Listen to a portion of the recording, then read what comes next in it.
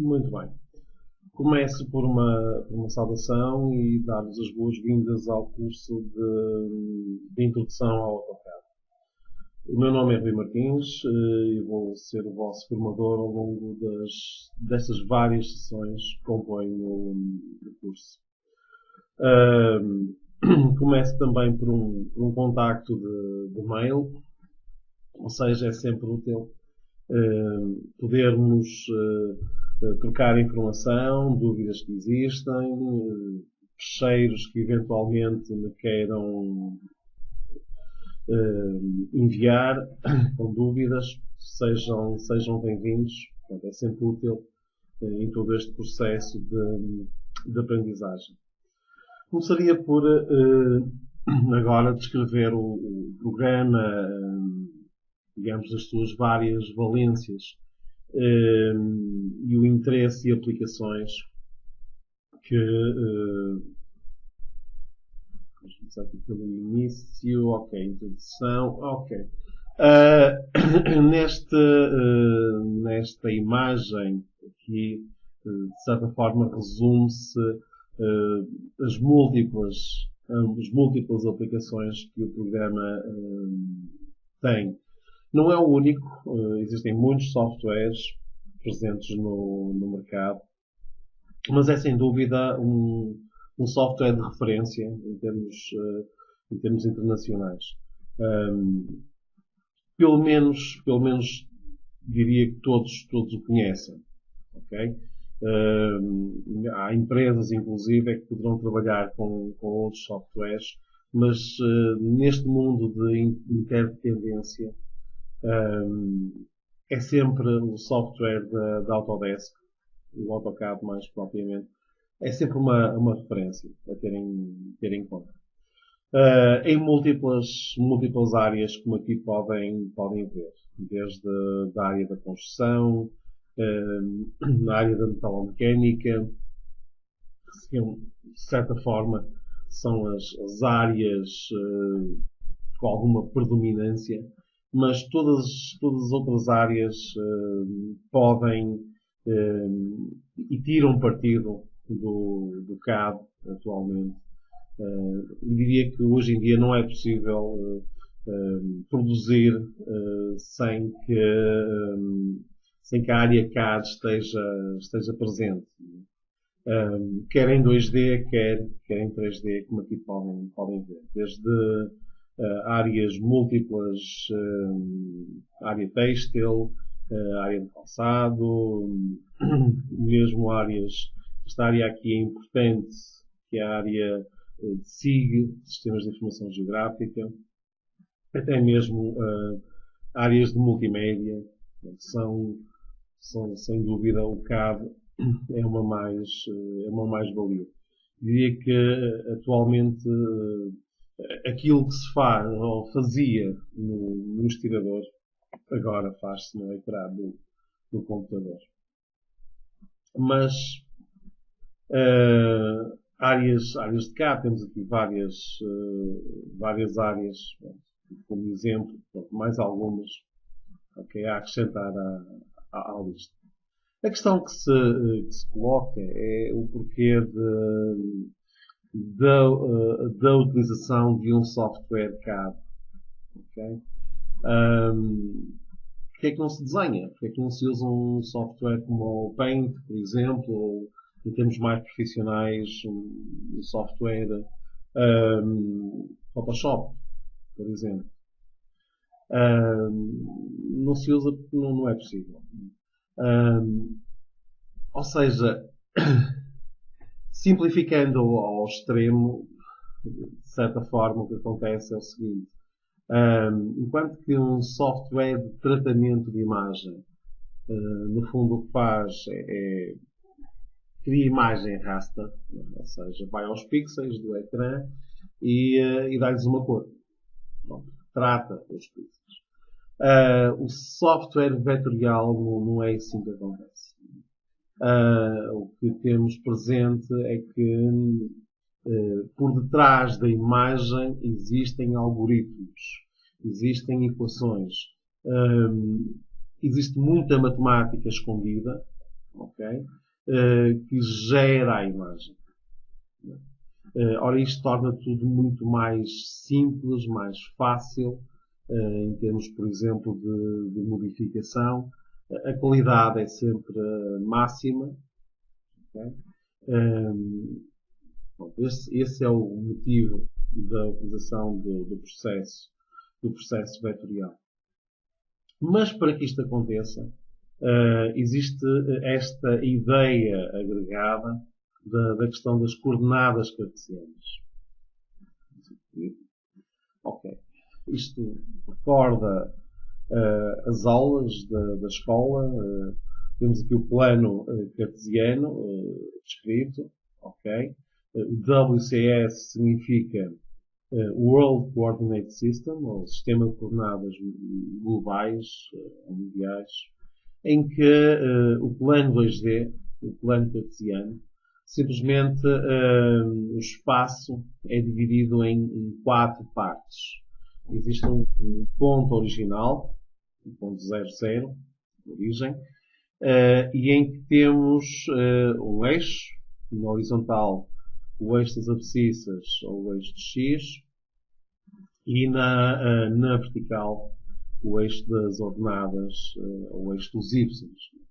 Isto é comparável um pouco aos romanos com o cardo e o decumanos. Mas pronto, ok.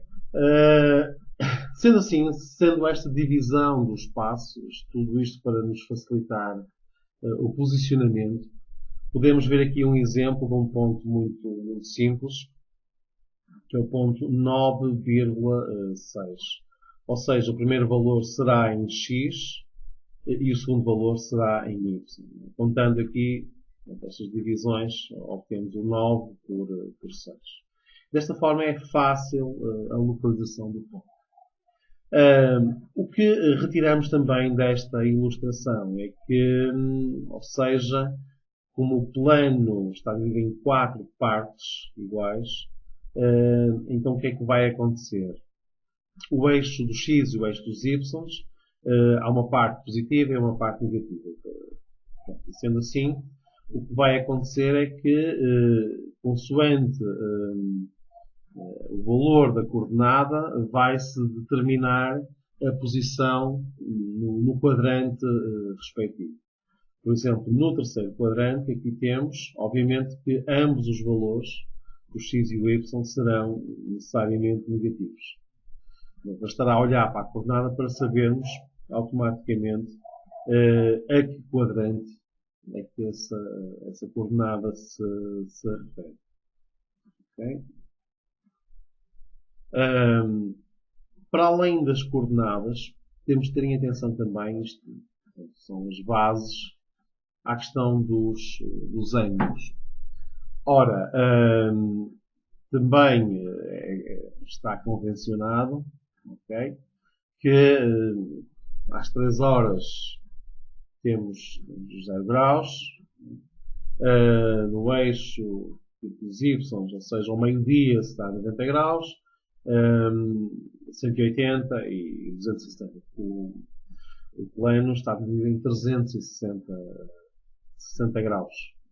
Se dão 90 graus para cada quadrante. Está convencionado também que o movimento no sentido contrário aos ponteiros de relógio será positivo e o movimento dos ponteiros de relógio será negativo. Obviamente que, sendo assim, em vez de 270, se estaria menos 90, etc. Isto, no fundo, são as bases.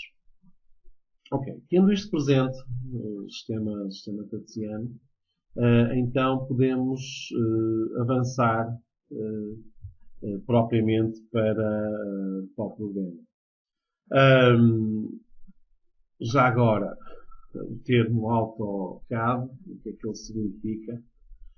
AutoCAD é a conjugação de duas palavras, o Auto e CAD. Auto denomina Autodesk. Autodesk é uma empresa multinacional americana, líder de mercado, com bastante projeção, em diferentes áreas. Aconselha-se a visitar a página da empresa, usa.autodesk.com, para ter uma visão dos múltiplos softwares e múltiplas soluções que estão disponíveis no mercado. O termo CAD tem outro significado, é uma conjugação de Computer Aided Design, ou desenho assistido por computador. Basicamente é o estirador,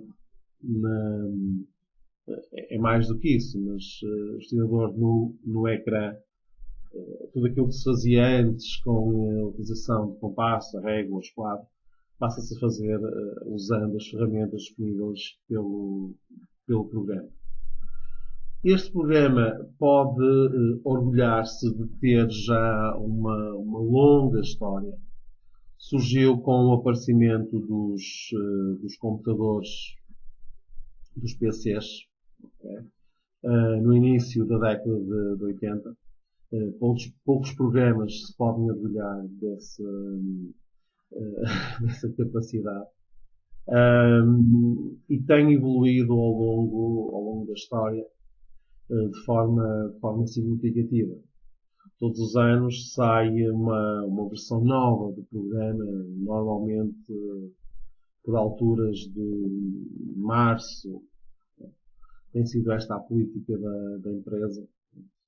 Este ano, 2015, irá sair a versão 2016. Tem aqui um ligeiro histórico das diferentes versões, okay? Desde uma fase inicial. A versão 3D já agora surgiu na versão 2.1, era a versão 6. Depois houve aqui um salto para a versão 9, 10, tudo isto ainda no ambiente DOS, e o 11 também. Okay? A 12 já veio num misto de DOS e Windows. Okay? Teve uma evolução até à versão 14. A versão 14 era muito boa. Okay? Depois houve aqui um salto para a versão 2000. E a partir daqui eles têm seguido sempre esta lógica até à atualidade. Okay. Uma pergunta importante também é relativamente aos requisitos que a máquina deve ter para correr este software.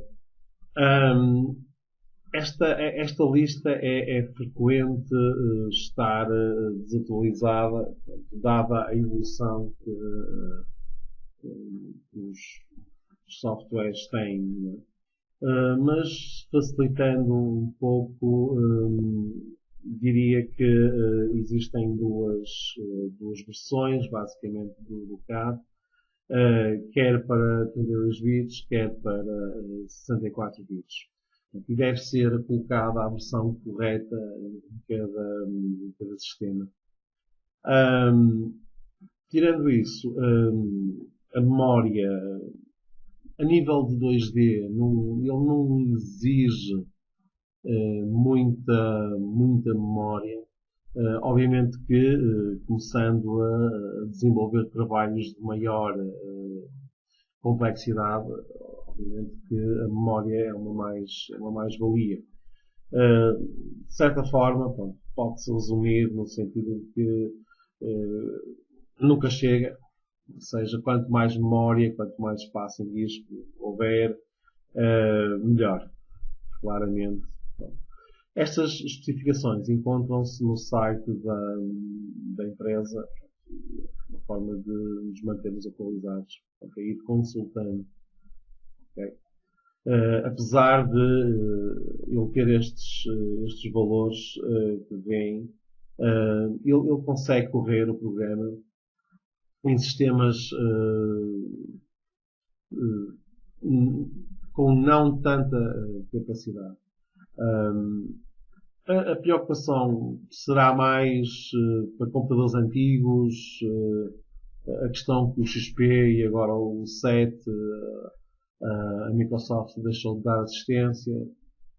Daí Convém ter algum cuidado. Mas eu já vi este software a correr em situações com pouca capacidade e que surpreende. Ora bem, outra questão também importante é o nível da instalação.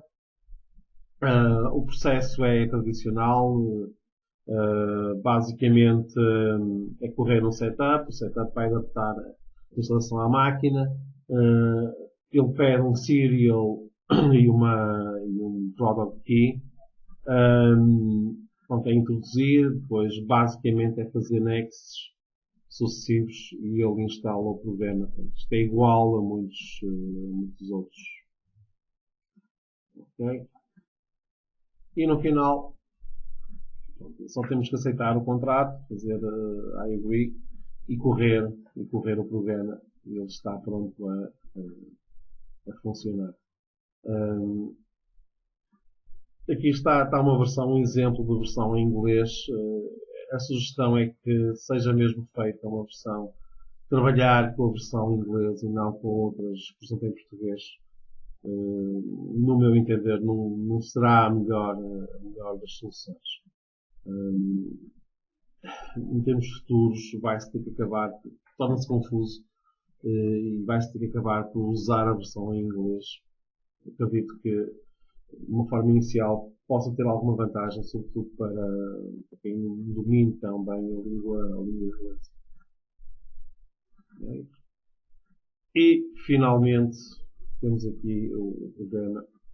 Bom, isto é o processo geral.